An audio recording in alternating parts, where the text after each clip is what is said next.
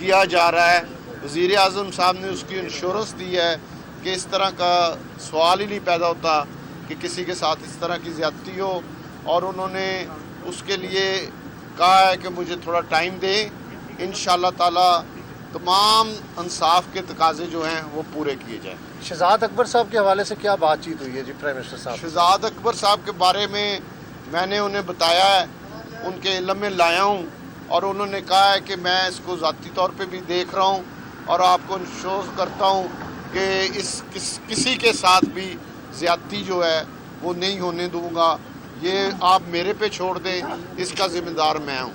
साहब, क्या जो शिकायत आपने की थी शहजाद अकबर साहब के बारे में या किसी के बारे में भी, एमसी ने उसको एक्नॉलेज किया है, उसको मान लिया कि ज़्यादती हुई है, और उन्होंने कहा कि उनको तब्दील कर दिया जाएगा, या फिर सिर्फ वादे वही नहीं एक्नॉलेज नहीं किया, हम उनके इल्म में लाए हैं।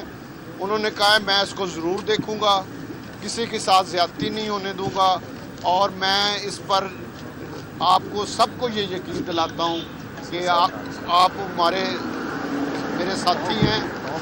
मेरे मुखालफ भी जो लोग हैं, मैं उनको भी ये कहना चाहता हूँ कि किसी के साथ ज़्यादती नहीं होगी, इंसाफ होगा, और हम उनकी इस यकीन दहानी पे हमने उनका शुक्रिया अदा किया है, और हमें अपने कप्तान और अपने वज़ीर आज़म पर पूरा यकीन है कि इंशाल्लाह। कितने दिन का रास्ता मार्जिन दिया? कोई टाइम नहीं है, कोई टाइम नहीं है। 2 साल भी हो सकता है, जितना भी टाइम मुनासिब होगा उसमें हो जाएगा।